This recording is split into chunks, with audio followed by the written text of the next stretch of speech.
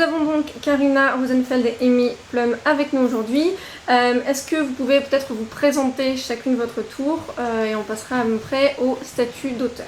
Je suis Karina Rosenfeld, auteure française de littérature jeunesse, young adulte, dans le domaine de l'imaginaire. J'ai publié plus d'une vingtaine de romans pour l'instant. Et je suis Amy Plum. Je suis américaine, mais j'habite ici en France maintenant. Et j'ai publié 3, 4, 5, 6, 7 livres. 7 livres. Il y a 2 séries. Mon prochaine série, le premier livre sort l'année prochaine. Il y a juste une série qui a été traduite en français, c'est Die for Me. Plus encore que le mort.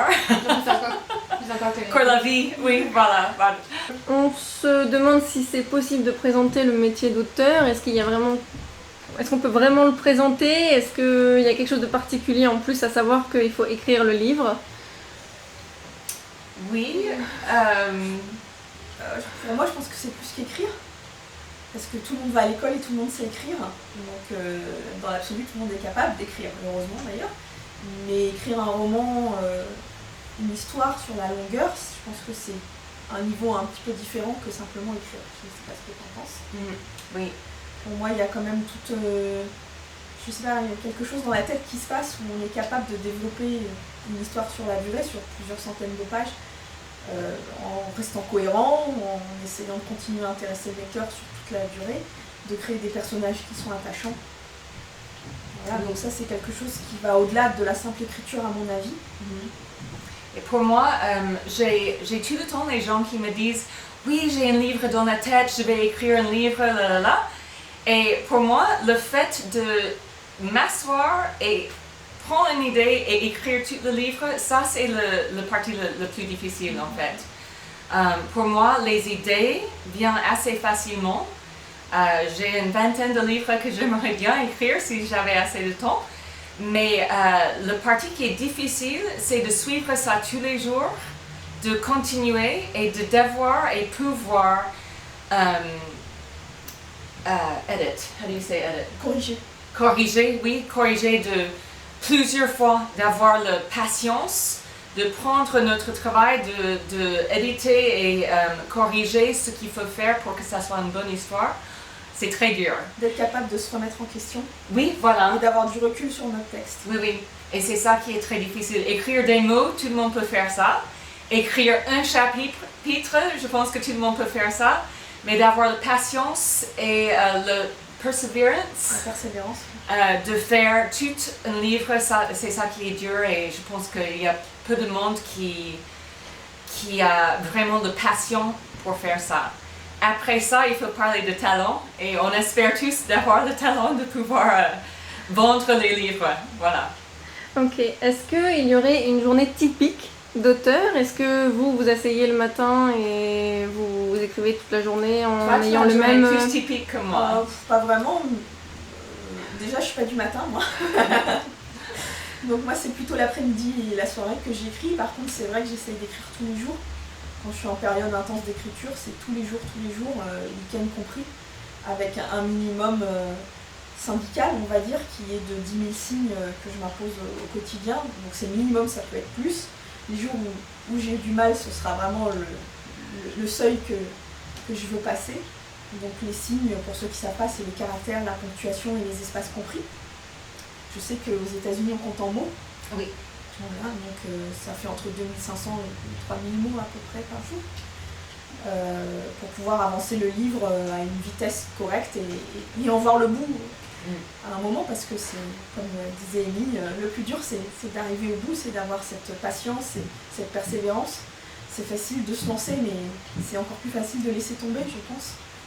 Donc voilà, pour pouvoir tenir les délais, pour pouvoir voir l'histoire se développer et avancer, et je pense que c'est important de travailler un minimum et de s'imposer un minimum tous les jours, donc c'est ce que je fais. Voilà. Donc, après je sais pas du tout si c'est comme ça. Oui, c'est différent pour moi parce que normalement, moi je compte mon travail comme auteur comme mi-temps. Parce que j'ai mes enfants mi-temps et ça prend ça prend plus que mi-temps en fait, mes enfants. Mais j'essaie d'écrire un livre et demi par an. Alors pour moi, c'est à peu près 1500 mots par jour quand je suis en train d'écrire un premier jet. Mais pour moi, mes éditeurs, c'est-à-dire HarperCollins, c'est mon éditeur principal, elle aime bien faire deux grands edits. How do you say that? Correction de relecture. Oui, voilà. C'est-à-dire que j'écris le premier jet, je les envoie, j'attends quelques mois pour que ça revienne à moi. Après ça, je dois refaire peut-être beaucoup, peut-être... non, c'est toujours beaucoup.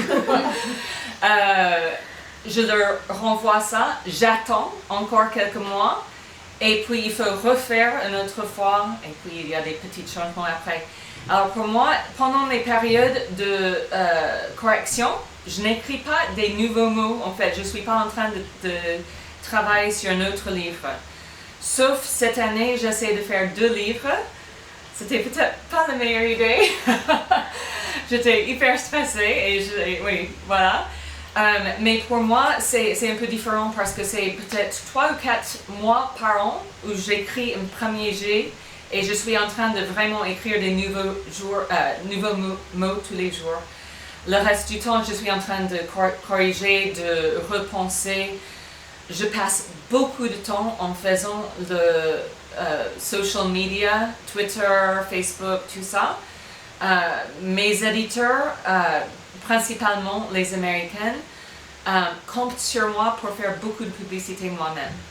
Et ils regardent, ils laissent des commentaires sur Twitter, sur Facebook. Et en fait, normalement, je dois faire au moins une demi-heure par jour sur ça. Des fois, c'est plus, si c'est juste avant qu'un livre sort, je passe beaucoup de temps. Alors, j'aimerais bien passer plus de temps vraiment sur écrire des choses nouvelles parce que c'est ça qui donne le plaisir pour moi. Mais en fin de compte, c'est pas autant que ça. On a parlé du coup de l'écriture, mais quel procédé pour devenir auteur finalement, pour être auteur officiellement? Pour moi, le devenir auteur, c'est d'être publié, parce que c'est ce qui rend le plaisir d'écrire à un niveau professionnel.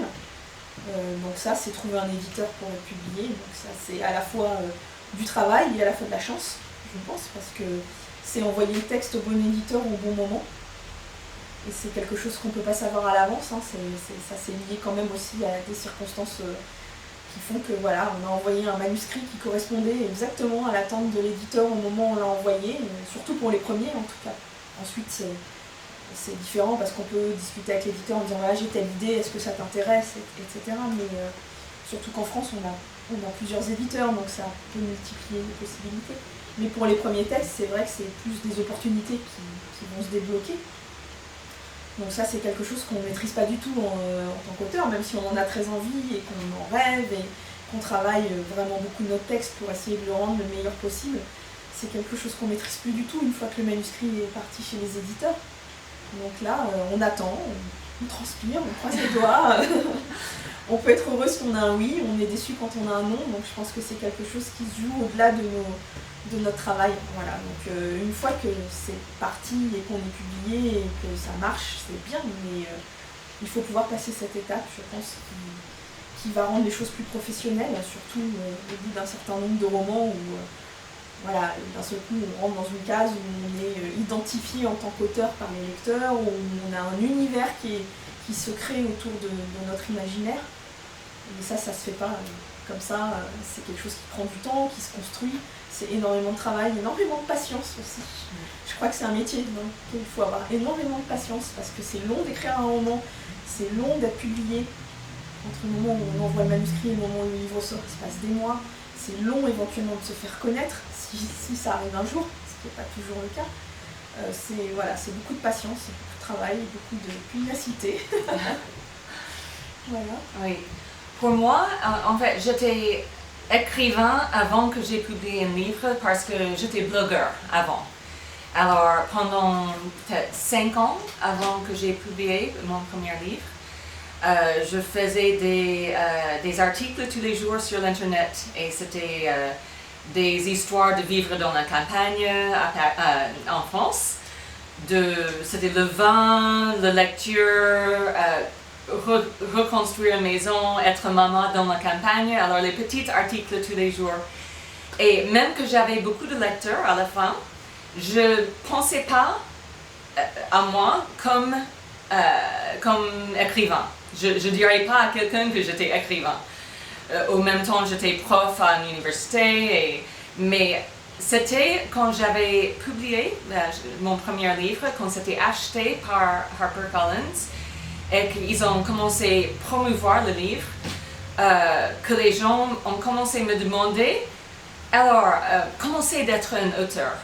Et c'était si bizarre pour moi pour dire je suis auteur. Pour moi, c'était quelque chose que j'avais jamais pensé d'être.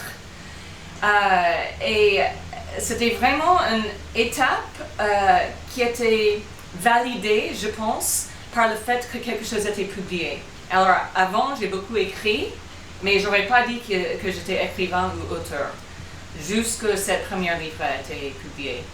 Maintenant, je peux dire le mot sans rougir, mais au début j'étais un peu, je ne sais pas le mot, impressionnée. Voilà. Quelle relation entretenez-vous avec les différents acteurs des métiers du livre, type éditeur, libraire, etc. Ça va être différent en France que j'imagine que ça marche pas pareil. Oui, vas-y. Ici, on a une spécificité qui est très française, c'est qu'on n'a pas d'agent littéraire pour la plupart d'entre nous, auteurs. Donc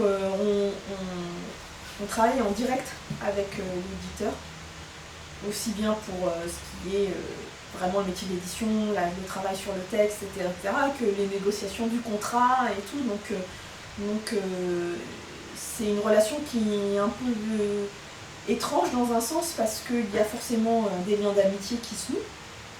Et ça, c'est quand même plaisant d'avoir un lien d'amitié avec notre éditeur parce que je pense qu'en tant qu'auteur, on est vraiment dans l'humain pur. C'est-à-dire que quand on écrit un livre, on écrit des émotions, on écrit des sentiments et c'est souvent un reflet aussi de nous. Donc on confie tout ça à un éditeur, il faut pouvoir lui faire confiance et il faut pouvoir avoir une relation avec lui qui est bonne pour pouvoir oser lui ouvrir tout ce qu'on a à l'intérieur, dans un premier temps, avant que ça passe chez le lecteur. Et à la fois, c'est toujours un petit peu délicat quand justement on est dans la négociation de contrat et tout, parce que faire passer de l'affect avec du business, c'est toujours ambigu, je trouve. Voilà, donc j'ai pu découvrir l'autre facette quand j'ai écrit The Secret Fire, où là, pour le projet, j'ai eu un agent en Angleterre qui gère tout le côté commercial et contractuel avec les différents éditeurs dans tous les pays. Et du coup, on n'a pas du tout de contact avec l'éditeur dans ces cas-là. Et moi, j'ai pas rencontré mes éditeurs étrangers, je sais absolument pas qui c'est. Et donc là, on est dans le business pur. Alors, je sais pas s'il y a quelque chose de mieux que l'autre. Je trouve que c'est bien aussi de connaître notre éditeur et d'avoir des bonnes relations avec eux, et de pouvoir les appeler, et de pouvoir discuter, et de pouvoir dîner avec eux et parler de nos projets, etc. Voilà, mais je pense qu'effectivement la façon de travailler à la française est assez différente de ce qui se passe ailleurs, en particulier dans les pays anglo-saxons où vous avez toujours un agent qui est entre vous et les autres acteurs du métier. Donc voilà, pour ce qui est des libraires, je ne les connais pas tous les libraires français, mais à chaque fois que j'ai eu l'occasion de rencontrer, c'est toujours super sympa. C'est des gens qui sont vraiment passionnés par ce qu'ils font, par leur livre, par leur métier, par le fait de partager cette passion avec les gens qui viennent chercher des conseils en magasin. Donc c'est toujours un plaisir quand eux-mêmes ont aimé nos livres et qu'on peut avoir ce retour avec eux et de savoir qu'on a confié notre bébé entre de bonnes mains parce que s'il y a des gens qui leur posent une question en disant qu'est-ce que vous nous conseillez pour quelqu'un de tel âge, ils peuvent conseiller notre livre. Et voilà, il y a quelque chose qui se passe comme ça, même si on n'est pas en direct avec la personne, mais je trouve que c'est une relation qui est intéressante et quand j'ai l'occasion de rencontrer des libraires, je suis toujours ravie de le faire. C'est toujours vraiment intéressant. Voilà. Après, je ne sais pas si on a des relations parfois avec les illustrateurs quand on a la chance de les rencontrer et de pouvoir travailler en direct avec eux sur une couverture, mais c'est pas tout le temps le cas. Voilà, je crois que c'est à peu près tout. Et puis après, il y a les lecteurs, forcément, mais ça c'est une autre question. Oui, pour nous aux États-Unis, on ne peut pas parler avec l'éditeur avant que le livre est vendu à eux. Alors, il faut montrer notre premier manuscrit à des agents. Et il y a toute une procedure. Un processus. Processus, c'est pas procédure. Tout un processus pour trouver un agent, et ça c'est un autre topic. Mais dès qu'on a un agent, l'agent essaie de vendre le manuscrit aux plusieurs éditeurs. Par exemple, j'ai un livre pour les adultes, c'est mon premier livre pour les adultes que mon agent a en ce moment. Et elle a envoyé ça à 20 éditeurs différents. Et on attend pour voir si quelqu'un est intéressé. Alors moi, je n'ai rien à faire avec le côté business. Je suis très contente pour ça, parce que je n'aime pas parler d'argent avec des gens et je n'aime pas me représenter et demander plus d'argent. Moi, j'aurais trouvé ça très difficile, je pense. Et je sais que les Français, il faut faire le business en même temps que l'art. Dès qu'on a un livre avec un éditeur, on est en contact avec l'éditeur et on passe par l'agent seulement pour les questions des droits, en fait. Ou s'il y a un problème et on ne veut pas... si on a un problème avec quelque chose que l'éditeur a dit et on ne veut pas avoir une dispute, on va par l'agent qui essaie d'être le diplomate et tout ça. Alors... mais comme Karina a dit, les éditeurs dans les autres pays, je n'ai pas de contact avec eux. C'est juste notre agent qui a le contact avec eux. Mais à mon maison d'édition principale, celle aux États-Unis, j'ai un éditeur et j'ai un assistant éditeur. Je parle plus avec l'assistant que l'éditeur principal. À part eux, il y a des copy editors. J'ai un peu de communication avec eux, mais pas beaucoup. Les bibliothécaires et les libraires, je n'ai pas de contact. Mais ça, c'est un peu spécial, c'est parce que j'habite ici en France. Je sais que mes collègues aux États-Unis, les auteurs là-bas, ils vont souvent en bibliothèque, souvent en librairie pour faire des dédicaces. Alors, ils sont beaucoup plus en contact avec eux. La seule fois que je rencontre les bibliothécaires et les libraires, c'est en conférence. Il y a des grandes conférences comme Book Expo America, comme Romance Times Conference, comme voilà mon chien, Obi. Go over there, Obi. Et c'est dans les conférences où on rencontre les lecteurs et les gens qui vendent les livres. Et comme Karina a dit, c'est toujours un plaisir quand on rencontre des gens qui nous représentent au public. Parce que pour moi, au moins, ça ne se passe pas souvent. À part ça, oui, c'est les lecteurs. Et oui, les gens qui font les critiques, on ne rencontre pas du tout. On voit la critique après et on espère que c'est bon. En tant qu'auteur, finalement, vous n'avez pas que le texte à écrire, on l'a vu. Finalement, vous devez effectivement aussi vous occuper du côté business, en tout cas plus pour Karina. Mais finalement, on l'a vu aussi avec ce que tu as dit tout à l'heure, Amy, il y a aussi tout le côté peut-être marketing. Est-ce que vous êtes souvent occupé à faire la promotion de votre livre? Est-ce que ça prend une place peut-être plus importante à des moments? Quelle place ça a par rapport à la promotion peut-être que l'éditeur veut mettre en place, ce genre de choses? Oui, alors en France, l'éditeur qui sort un livre en français d'un auteur français va avoir son propre travail de pub autour de la sortie du livre, etc., de communication. Donc ça c'est son boulot, mais c'est vrai qu'on est une génération d'auteurs avec les réseaux sociaux qui avons un travail de communication à faire nous-mêmes. Je dis souvent que j'imagine pas Victor Hugo faire tout ça pour vendre ses romans à l'époque. Voilà, donc c'est vrai qu'on a tout ce travail-là auprès des lecteurs, de les informer de ce qu'on fait. Alors, il y a deux aspects. Déjà, il y a l'aspect purement commercial de dire voilà, on va les informer que le livre sort, donc on révèle la couverture pour leur montrer, regardez comme elle est belle, et j'espère que ça vous donne envie, des choses comme ça. On peut aussi donner quelques extraits en ligne pour pouvoir essayer de faire naître un intérêt. communiquer beaucoup, surtout au moment où le livre sort. Ça, c'est vrai que c'est un peu le point d'orgue au niveau des réseaux sociaux.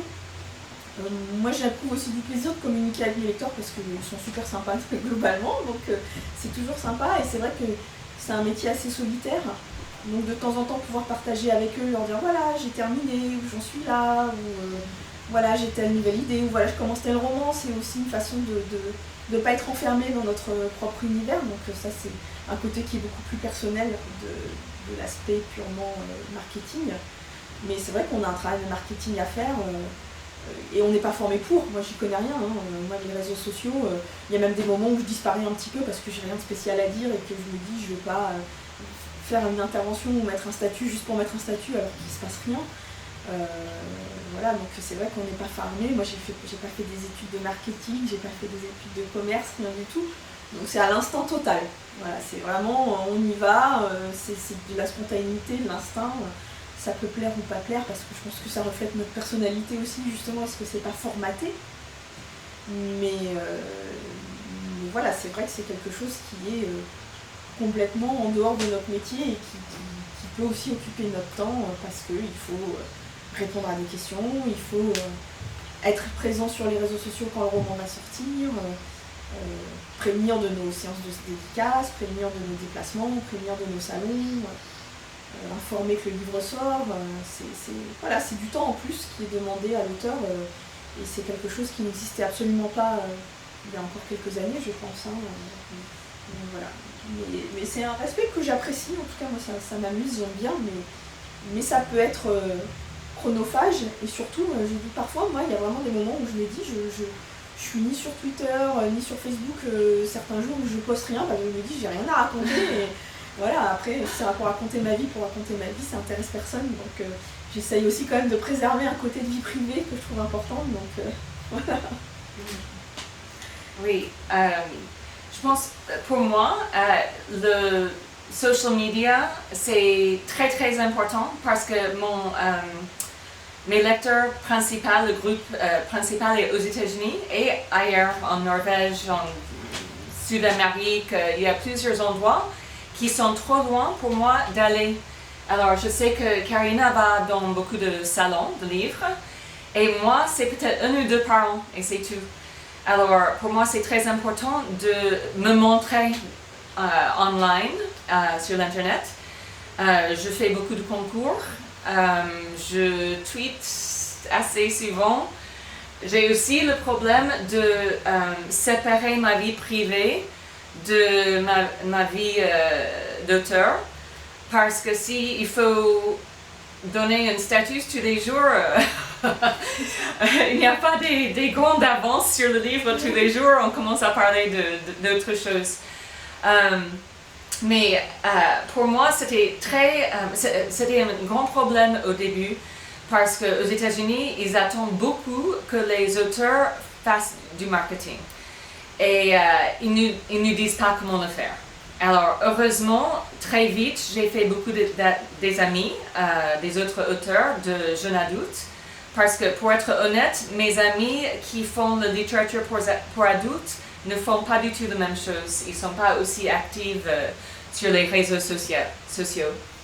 Alors, nous avons un groupe Facebook privé avec une bonne 400 d'auteurs de young adult qui partagent nos idées qui marchent.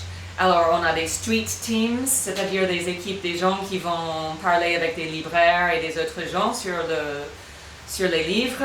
On a des concours, beaucoup de concours. On a des interviews, on a plein de choses. On a des giveaways. Alors ça, c'est quelque chose que j'aurais jamais pensé à faire. Mais moi, je paye pour avoir des petites keychains.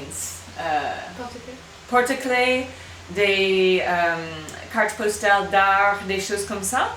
Parce que, puisque je ne suis pas là pour voir les gens, j'envoie beaucoup de choses, je donne des giveaways. Et c'est des choses, des objets qui intéressent les gens, surtout les adolescents, dans les livres. Mais moi non plus, je n'ai pas fait des études en marketing. Alors, il fallait vraiment que j'apprenne peu à peu et des autres auteurs ce qu'il fallait faire. Donc, quelles sont les difficultés que vous rencontrez quotidiennement? Est-ce que la crise de la page blanche, c'est le pire ennemi de l'auteur? Non, enfin, moi cette page blanche, c'est quelque chose que je trouve un peu... Il y a des jours où on écrit plus facilement que d'autres, voilà, tout simplement. Et je pense que c'est pas tout pareil dans tous les corps de métier. Il y a des jours où on est plus en forme que d'autres, et on est plus motivé que d'autres, et on est plus capable que d'autres. Et puis les jours où ça va pas et où on n'est pas bien, il faut attendre que ça aille mieux. Et ça, c'est quelque chose qui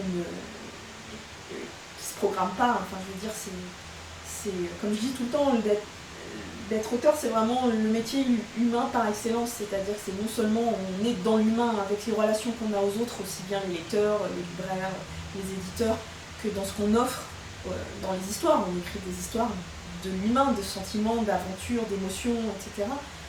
Donc on n'est pas des robots, on n'est pas des machines.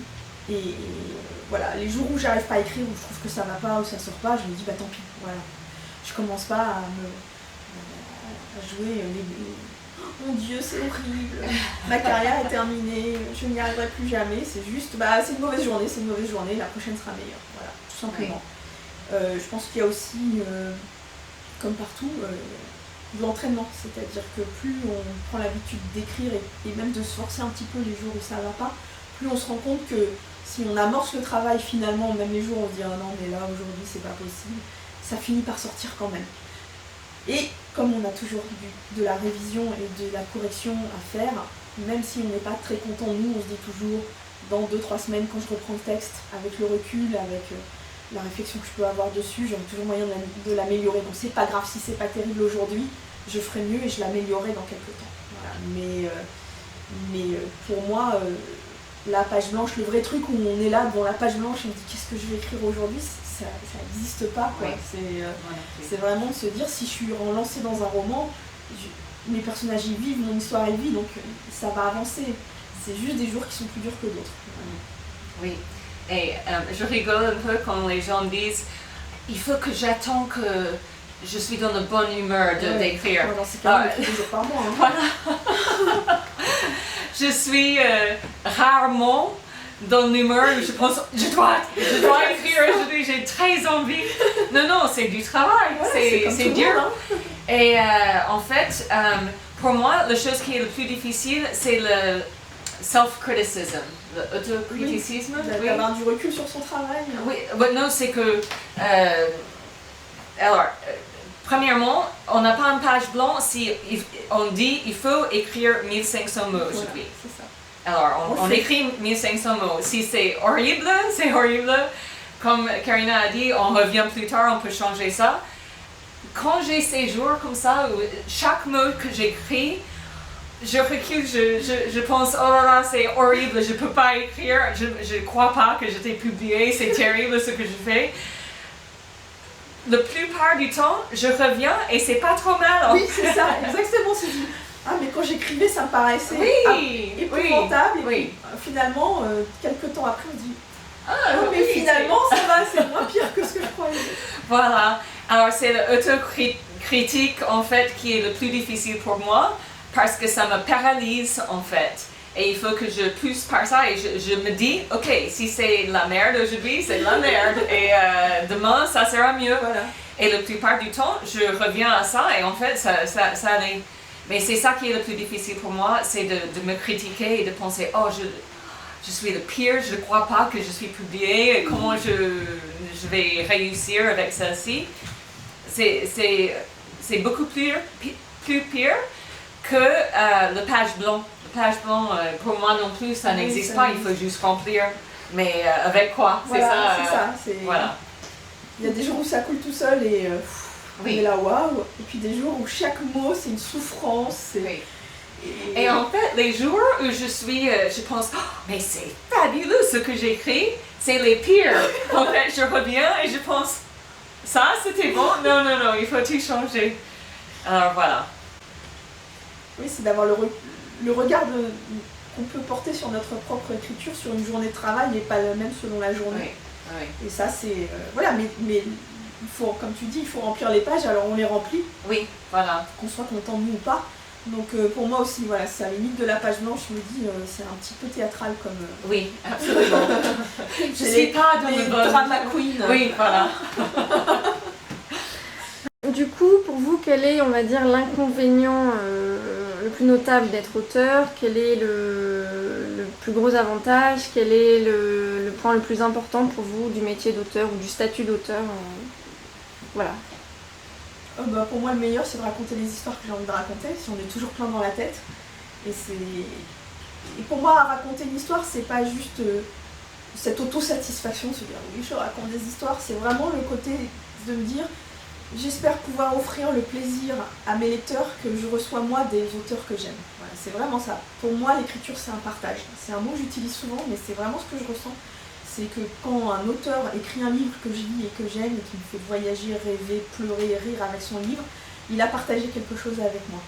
Et l'idée que j'ai, c'est de me dire, quand j'écris une histoire, j'espère pouvoir partager ça au maximum avec les lecteurs. C'est vraiment, voilà, écrire une histoire et la laisser dans un fichier ou dans un tiroir, ça m'intéresse pas, c'est vraiment le partage. C'est dire, voilà, je vous offre une histoire parce que j'avais envie de la raconter et parce que j'espère pouvoir vous faire traverser autant d'émotions qu'on m'en fait traverser quand je lis les romans des autres. Donc ça, c'est une première chose.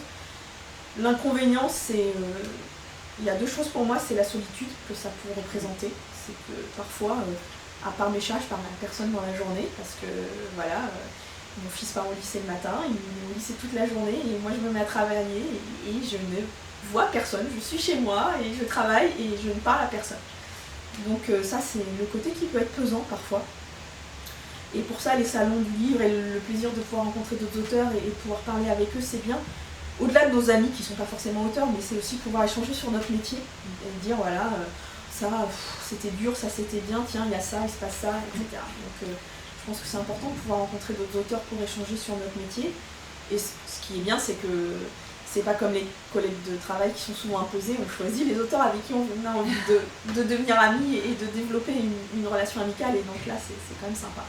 La deuxième chose que je vois, c'est ce côté qu'on a de se mettre à nu dans le texte, même si on ne parle pas de nous, et que je dis tout le temps que mes héros ne sont pas moi, on a quand même une façon de se mettre à nu, on est très vulnérable quand même, et c'est la méchanceté qu'on peut rencontrer parfois en face.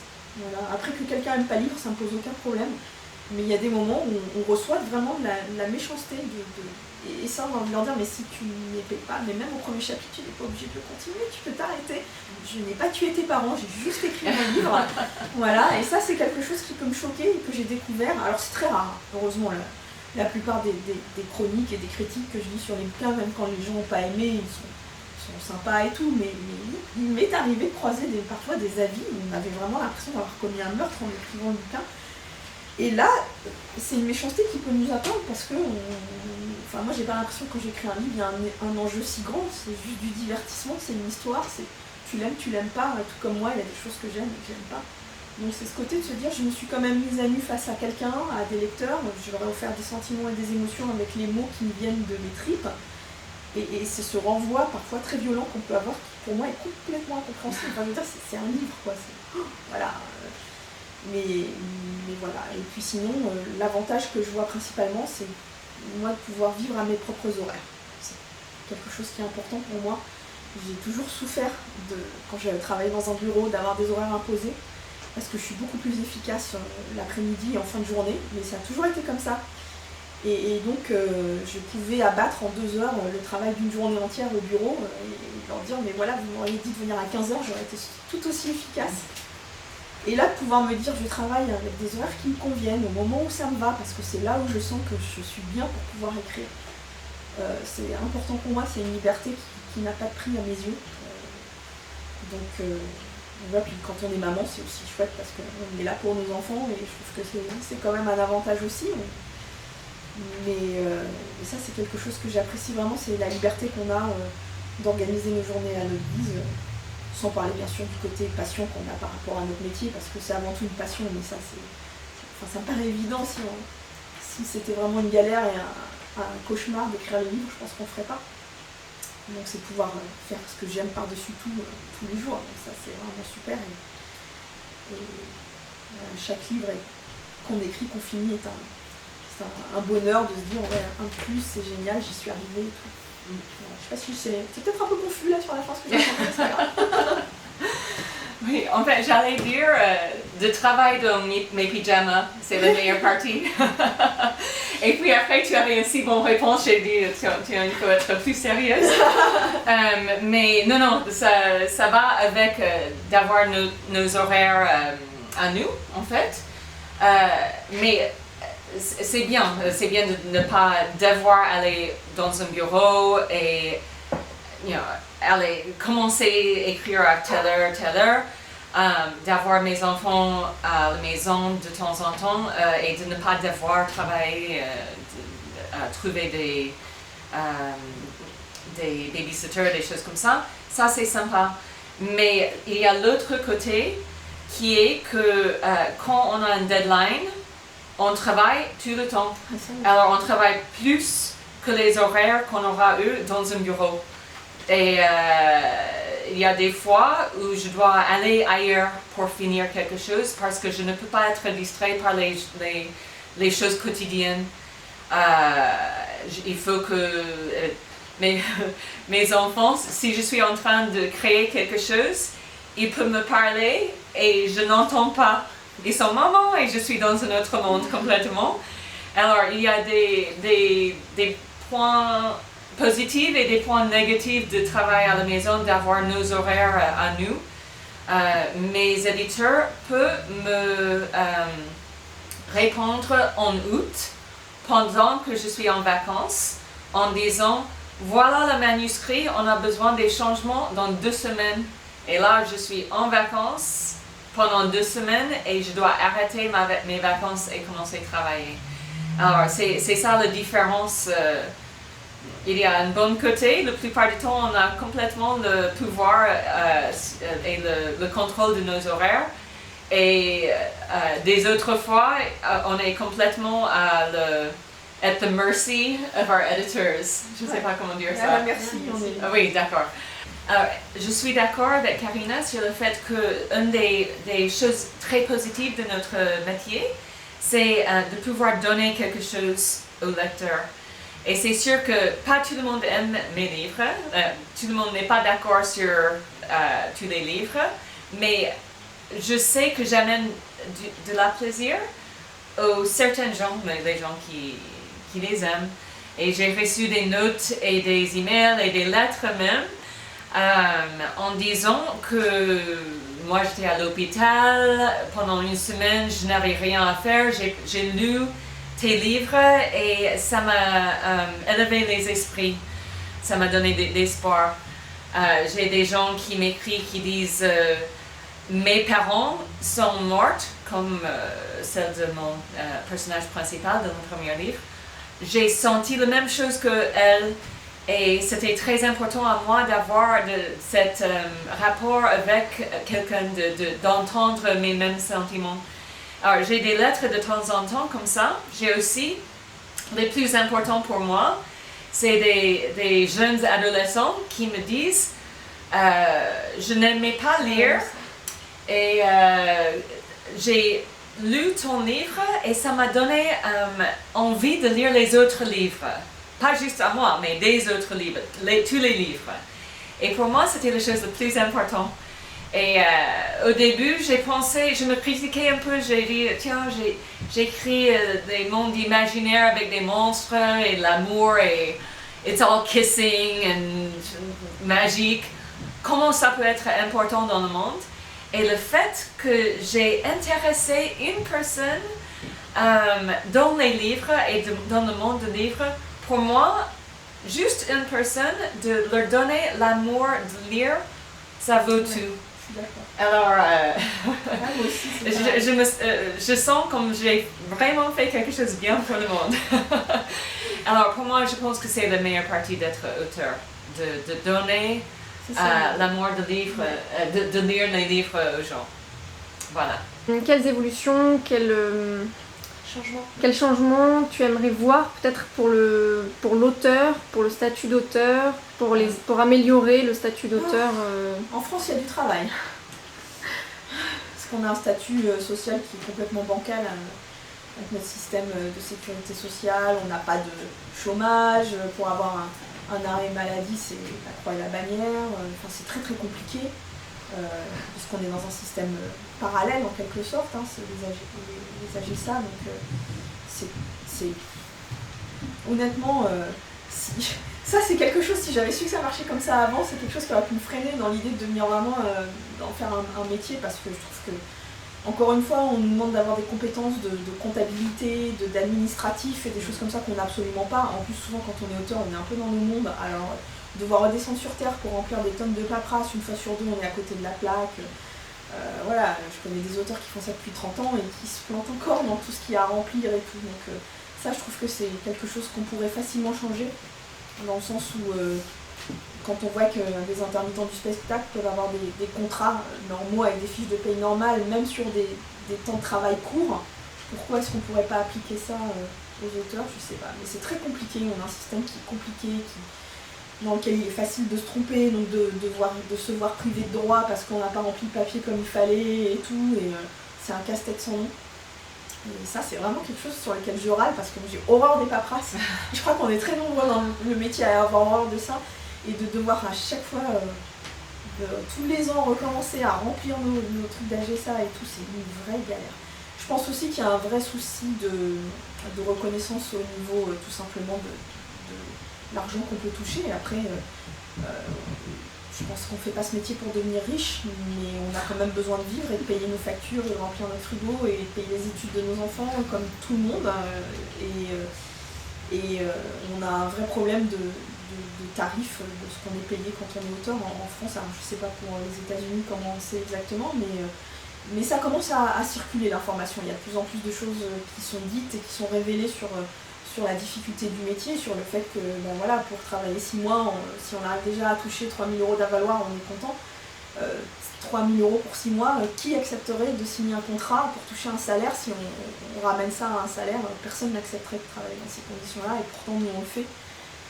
Parce qu'on aime ça et parce que c'est notre passion, et voilà, mais je pense que c'est un métier qui est très difficile, où il y a vraiment une vraie pauvreté financière de l'auteur, et je trouve que c'est dommage parce qu'il ne faudrait pas que la littérature disparaisse pour des raisons tout bêtement pécuniaires, quoi. Et je ne pense pas qu'on aurait besoin de demander beaucoup plus d'argent pour vivre tranquillement, c'est pas des sommes énormes, mais je pense que de pouvoir mettre tout ça sur la table, nous tous en tant qu'auteurs, face à des éditeurs, face à tous les intervenants du métier du livre, à leur dire voilà, il serait bien qu'on puisse souffler un peu en tant qu'auteur et pouvoir vivre de notre plume normalement, comme tout à chacun, sans partir dans des délires de grandeur.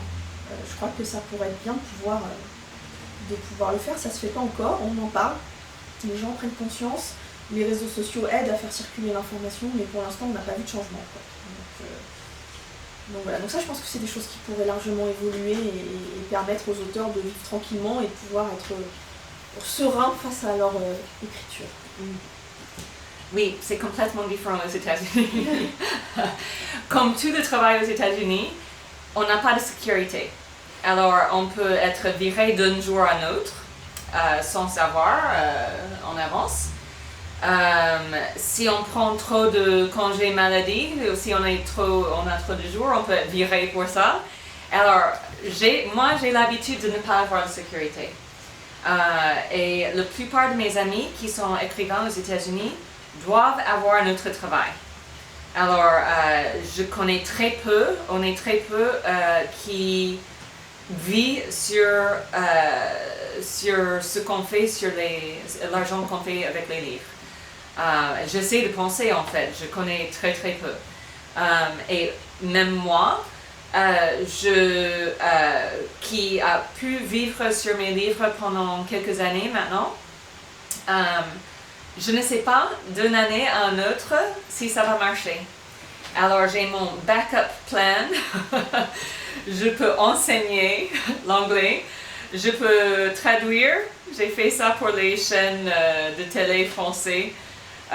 Il y a plusieurs choses que je peux faire pour gagner l'argent si je dois. J'aimerais bien penser que ça ne sera jamais nécessaire et juste de penser que j'ai un métier qui est stable. Mais pour moi, je n'ai jamais pensé comme ça.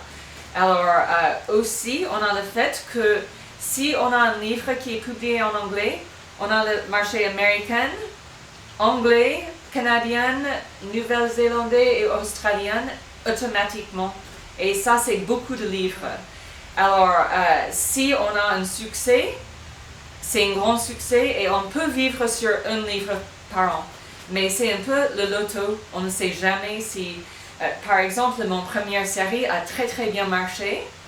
Mon deuxième série avait les meilleures critiques de tous les critiques très sérieux et tout. Ils ont apprécié mieux mon deuxième série, mais il y avait moins de ventes. Et alors, on ne sait pas d'une série à une autre comment on va gagner, combien on va gagner et si on peut continuer sur ça. Alors, il faut toujours avoir l'argent mis à côté au cas où il y a un livre qui ne marche pas bien.